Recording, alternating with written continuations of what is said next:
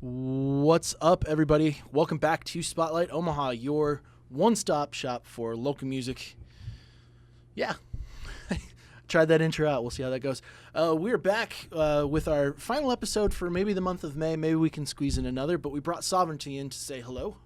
Welcome to the show. Hello. Thank you.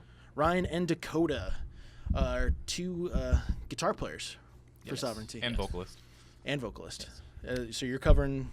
Are you guys both doing vocals? I do a little bit of like low screams and some harmonies and stuff, some backup vocals, but he's 90% I'm lead vocals and rhythm guitar. He does more of the solos. Gotcha. All right, so for those who don't know, who is Sovereignty? We are a progressive metal band based here in Omaha. We've been around for about 3.5 years now.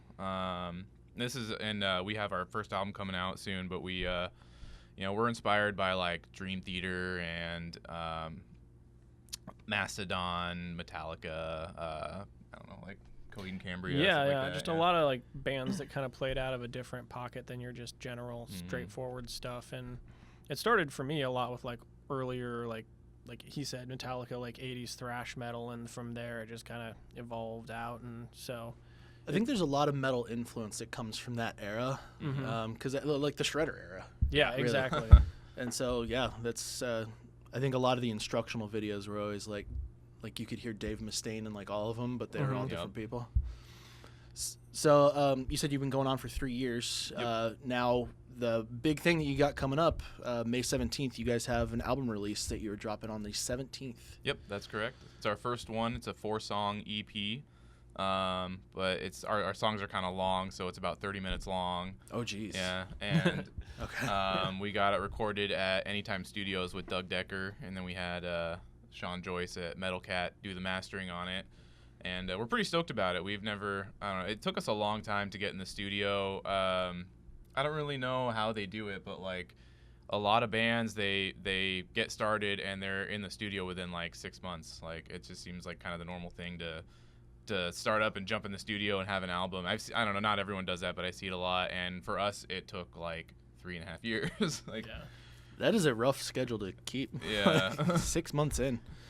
I've seen I think you need to give it a good amount of time. 6 months seems too fast. That's almost like dropping the 3-letter phrase in a relationship right off the bat. Like, that's a little quick. Like, yeah. But so I think the big thing is we had probably a year and a half into it, we had like hit a point where we really were ready to like go into the studio, but we had been playing the same set list for so long that we didn't want to put out an album that was these songs that everybody's been listening to us play for like 2 years. We wanted to give everybody something kind of original and start working on new material. So aside from, they've heard 2 of the songs on the album, 2 of them are brand new, probably the craziest stuff we've kind of endeavored into writing thus far. And that's really just because I personally wanted to give everybody, and I think Ryan agrees, we just want to give everybody a good, new sound. Yeah, basically absolutely. something fresh. Yeah, especially after 3 years, if you're sitting on that kind of a time frame, you want to keep things fresh enough. So two, I'm gonna say around 10-minute songs. Yeah, roughly. Like, do they call kind of all average around that? One of them is, let's see, we got like a 6-minute song, a 7.5-minute song, about an 8.5-minute song, and a 9-minute song. And the two longest ones are the ones that we've never played before. So those are going to be brand new, people hearing them for the first time at the show. So we're not talking like Reptile with Periphery being 16 minutes. No, not quite. No. Not yet. That's in our future, though, for sure. Oh, man. There are definitely plans for it. Ryan, our drummer, we have 2 Ryans in the band. He's going to hate us for it, but we'll make him deal. Yeah, we'll give him a couple breaks. It'll be dynamic. Yeah. Some know, acoustic breaks. As a drummer myself, a 16-minute drum off is going to be a nightmare. Just thinking about it, like I wouldn't even want to picture that in a practice, because that's an endurance test. Oh yeah, it's cardio. Well, we've discussed doing covers like that are that length, but at that point, why would you waste so much of your own set to boost somebody else's material and then tire yourself out at the same time? I always think covers should be encores. Yeah. Just blow them out with a classic cover or something like that, and just get everybody super excited. Save it for last. Absolutely. Save it for last. That's kind of what we've been doing. Our last few shows, we've ended we just did all originals, and then if we get an encore, you get one more song. We've been playing Silvera by Gojira. Oh, nice. And just because that one's kind of easy compared to our original stuff, so we don't even really have to practice it before Get to a relax show. a little bit. Yeah. Kind of let the fingers rest. Right. So, being guitar players, now I know you're a gear nut because I just sold some equipment to you. Yeah. And so we're jumping into a realm that I don't get to talk about too terrible much because I wanted to be a gear nerd really bad, but I also like cameras, and unfortunately they're both stupid expensive. Do you have any tips for kind of getting like your own unique sound, being a tone junkie or being a gear nerd, but still doing it on a budget? Don't scoop your mids. Don't skip your mids. Yeah, because that is always the question that you're going to see more often than not on any forum or anything like that. Is like, how can I get the best sound while keeping the budget down low? Used gear. You can find really good deals on good equipment if you just, if you're not in a hurry. Like if you're trying to get something tomorrow, then you might not find the best deal. But if you just kind of constantly watching, eBay, Craigslist, and stuff, you'll find.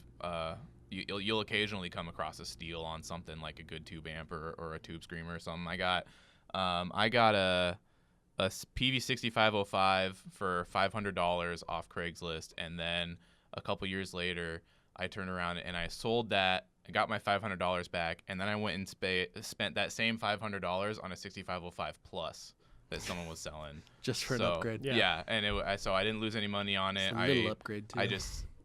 And I think that amp's way better. It's a lot quieter, a lot crunchier, and I have a tube screamer, the Maxon 808 that I found used. I think I spent like $80 or $100 on it, and it's normally $189 or $179.99 plus tax or something.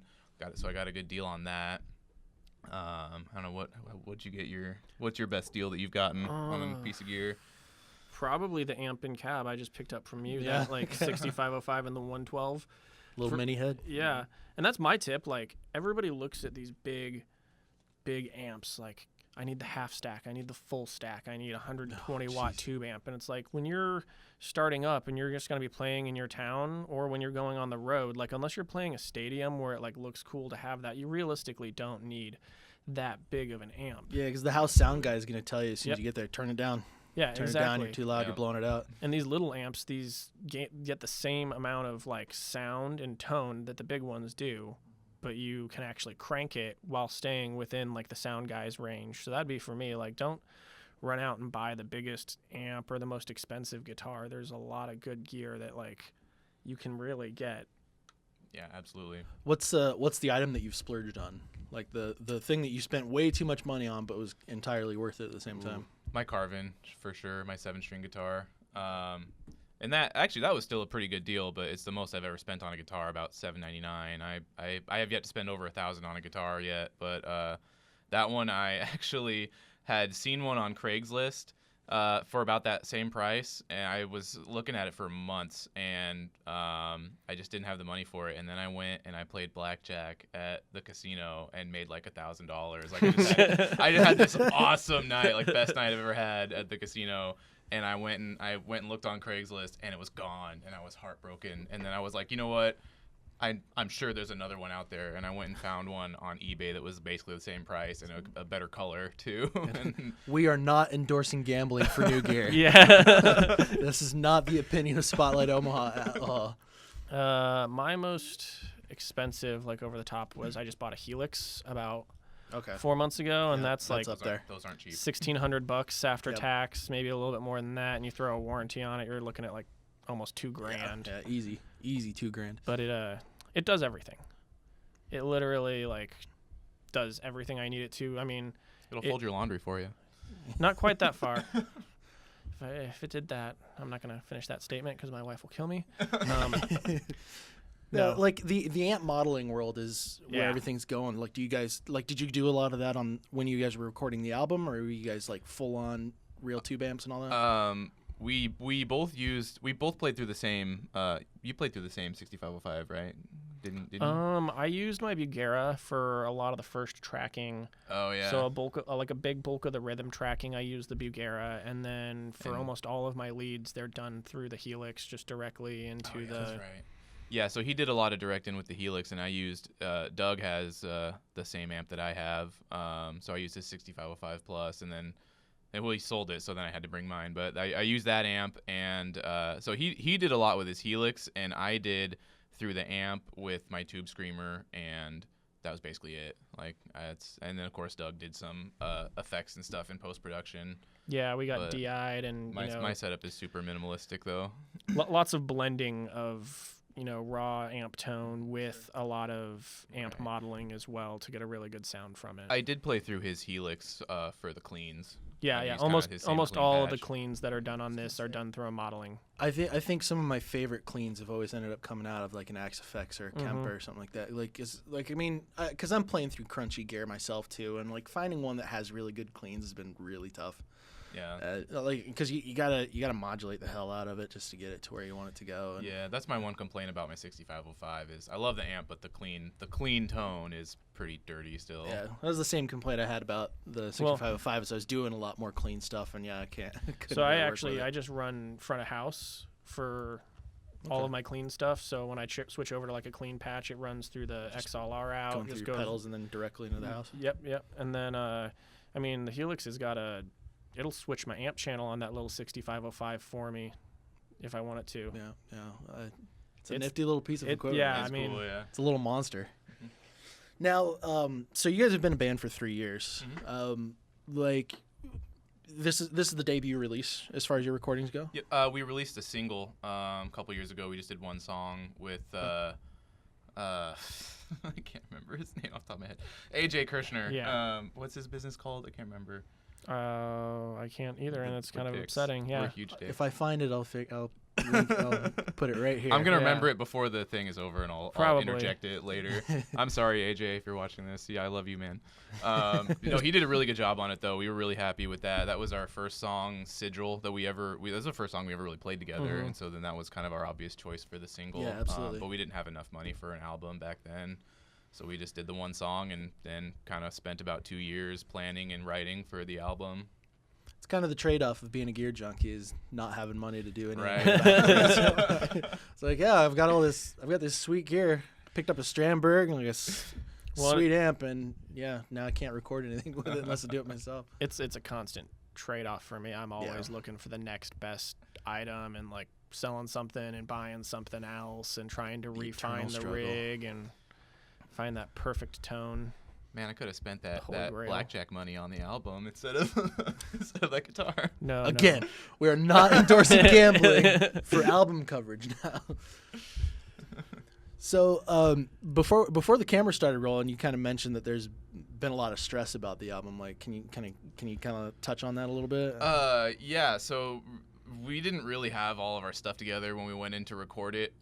We all kind of have different schedules, so we couldn't really get like a long chunk of time to go in, like say for 2 or 3 days and go record all day and knock it out. We ended up having to do like 2 or 3 hours at a time, and like only one day a week or every 2 weeks even, and we were still kind of writing it while we were recording it, primarily the lyrics. I'm terrible at writing. I mean, I think I can come up with some decent lyrics when it's all said and done, but it takes me forever to write them, and so I was literally like finishing lyrics on like the last couple weeks of recording. And you're your own worst critic at the same time, so that's gonna make it even harder. Right, I throw out a lot of what I write because I just don't think it's good, and then it just takes me that long to come up with something that I feel like putting down on an album.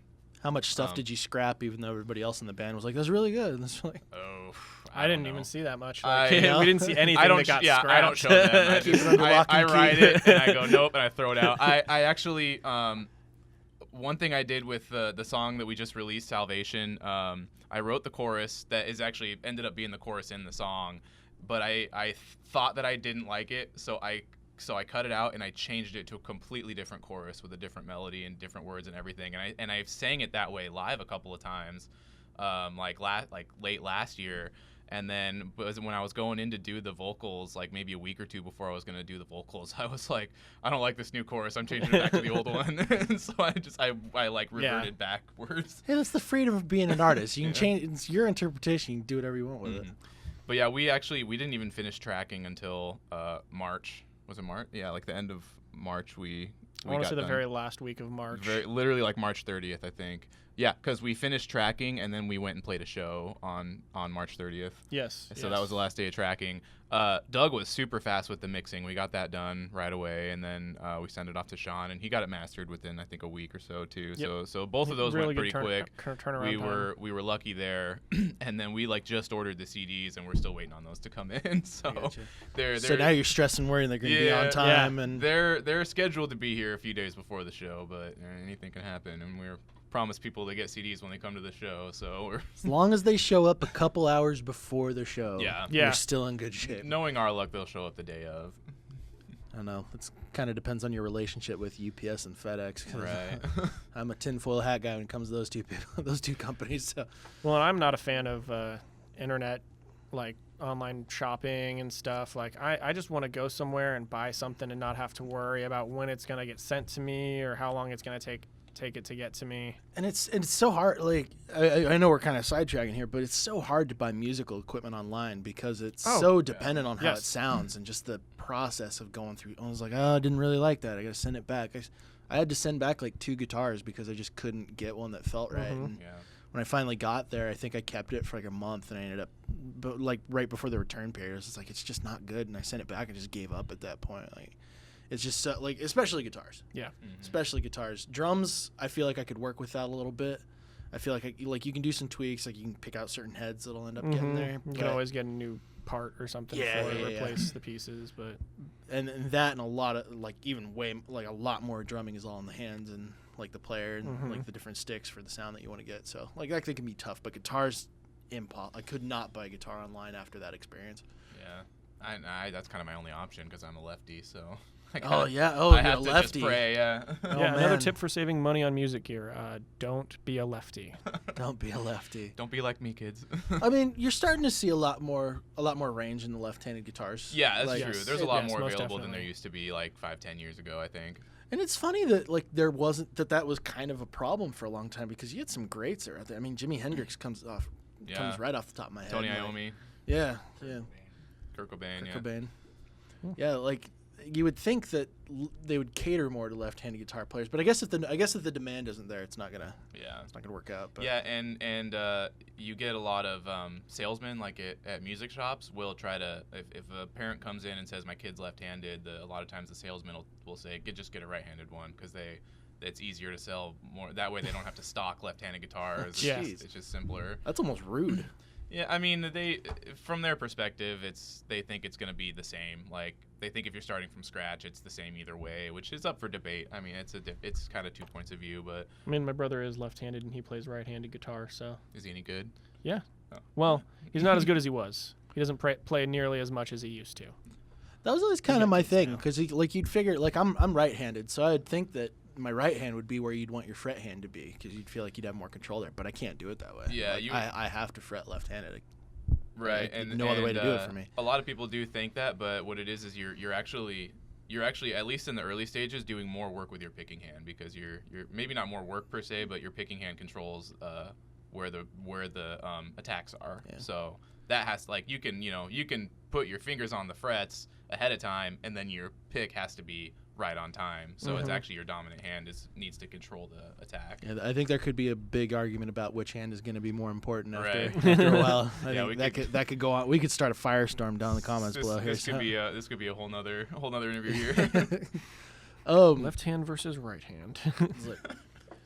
Now, I mean, I think it works out better on stage because you don't have to worry about taking a neck to each other. Like, you Yeah, guys yeah. strategically Well, and- place each other so you can. Doesn't kinda, work like, as well for Tyler. It works well for him. Yeah, so when we get together for the cool guitar dualies, it does project the nice V shape. Yeah. I was gonna there say we've got on a photo stage. of that up there, so it's Yeah. got you guys kind of both spread out. There. Works out really good. Yeah, we get a lot of mileage out of that. Now, so after the album, you've got well, I guess not after the album. You've got the release show on the 17th. What's kind of like the next big thing? Like, what are you guys doing to? Because as soon as you put an album, EP, anything, you've got to push it as hard as you possibly can. Yeah. Do you guys kind of have you have something in mind on how you're going to do that? Are you guys going to be blowing out shows, doing touring, a bunch of internet stuff? Like, What's kind of the plan? We haven't really come up with a specific plan. I know the next big thing is the Great American Metal Barbecue at the Waiting Room. That's our next big show after the CD release. And then we've talked about, you've kind of made some rough plans about maybe throwing together a little tour. Nothing set in stone yet. Just trying to find some weekend that we can maybe go to do 3 or 4 quick little dates, like a Minnesota, Chicago, Des Moines show or something. Just do a nice little circle That is the best around. way to do it. The best way to do it is Find just do those friends, little weekend stingers. Go find a little place to stay for the weekend or something. Yep. I mean, we were just in with Gallivant, and they're camping for Wow. for most of their tour. They're going to be staying in that's tents. not bad. And That's stuff like that, so. dedication. That actually sounds really fun. Yeah, I could be down with that. I don't know if we could get Tyler on board, but maybe. Yeah. Tyler, The bass rather player. outdoorsy. Yeah. Yeah. Well, they said that the YMCA membership was one of the secrets. Yeah. That was the big Shower, tip. Use the gym. Oh. Do all that kind of stuff. Okay. Yeah. That was the big Okay. tip, is to get that YMCA card, so you kind of live a little Gotcha. bit, keep a little bit of like the hygienic luxury. Thanks, Yeah. Gallivant. I'm gonna steal that one. So yeah, we're gonna start gathering tour tips. We'll just start keeping this up. We'll write out our own tour Bible or something like that at some Right. point. Have you guys done any touring? No, not at all. We've Not at played all? in Lincoln. That's the only. We've Yeah. played Lincoln once. That's our only out of town show. We're playing there again this summer too. That's a show we have coming up. I was gonna say, you guys haven't had a lot of shows kind of like all close together. You guys seem to be taking more of kind of like a casual approach to it. Is that more because like personal lives and scheduling is just so crazy hectic? It's a lot of things. It's that, and also recording. Since this album took us all, like 8 months to record. Like we thought we would take a couple months off of playing shows and get it all done in 2 months, and then that didn't work out. So we scheduled a show, and then went, well, we need more time after that to record, and then, well, it's still taking a while, so let's do one show, and then, well, we need the rest of this next 2 months to finish recording. So that's kind of why the spaced out show is there. But I mean, it sounds like through those 8 months, you got 4 songs being as long as they are. I'm really excited to see what you guys come up with on that. So Yeah, we're pretty excited to have everybody finally get to hear it. like, is it a concept album? Like, are all the songs kind of tied together, or? No, we might do that for our next album. That's been we, talked about. it's definitely something we want to get at eventually, but it's more about finding the right idea and the right story or theme that we want to present without just going completely off the deep end. Because there's a good concept album. You look at like Dark Side of the Moon and stuff like that, and then I can't think of anything off the top of my head right now, but like there's definitely bad concept albums as well. Yeah. It can be touchy. I just don't want to become too self-indulgent. Right. It can be a little cheesy sometimes. I think Keziah by Protest the Hero is one of my favorites. Is that a concept album? A lot of I don't know if It's a good all the album. songs tie together, Yeah. but there are a lot of them that are kind of surrounded Okay. by the story of I'll have to Keziah. read more into that. That's a good album. Yeah, it's a really good one. But this one, no, the songs aren't connected, but they are. We did kind of pull some interesting lyrical concepts. It's sort of based on like mythology and literature and stuff like that. It's not like a typical metal like angry guy type music. It's like Stephen King lyrics, and one of the songs is taken from the Game of Thrones universe. Song of Ice and Fire. Yeah. Good deal. And there's a song about Celtic mythology on there called the Morrigan. That's like about the sovereignty goddess, which obviously fits us. Yeah, and absolutely. Then, and then the fourth song is just kind of an abstract conglomeration of like lyrical ideas that didn't end up having a kind of a unifying theme. It was just we sort of just passed the ball around on and made it into something that we're not really sure what it's about, but it's fun. And I mean, a you little can bit of kinda- chaos is always a good time. Yeah, so. that one you can kind of take whatever you take from it. Yeah, I don't think it's that. I don't think it's nearly that conjunctured or disjointed as like you believe it to be. Yeah. But Well, I'm excited to hear it. I'm gonna try and jump out to that show. Like I said, I'm moving, so I don't know Yeah. what my schedule's gonna be around that time. It's gonna be a madhouse. But I appreciate you guys coming in. We've had our eye on you guys for a little while now. We've met up with you guys at a few different shows, so Yep. I was glad we were finally able to get you in here and connect and chat a little bit. Once again, Sovereignty releasing May 17th. What's the album called? It's self-titled. Here, Yep. why don't you tell them? Throw them a little plug. Tell the people what's going on. Yeah. So May 17th, we're releasing our self-titled debut EP. It's 4 songs long, and we've got The Tale Untold and Silence is Madness is on that show with us as well. And deal. we're going to give it, well, we only got 150 CDs. So if it sells out, we're not going to get CDs to everyone. But the first 150 people in the door get a free copy. Nice. So ticket price is Oh, $8. really not. So ticket price is really not a ticket price. You're buying an album. So Yeah. stop in, get a show. Tale Untold, we love those guys. Silence is Madness. Silence is Madness. We've had good times with them too. So we still need to get them in actually, but we'll work on that. Yeah. Contact us. Silence is Madness. But Sovereignty, Ryan, Dakota, thanks for coming in. Yeah. Appreciate it. Thank you, man. Thank you, Seth. Have a good show. We'll see you there. Yeah. Thank you. Sounds good.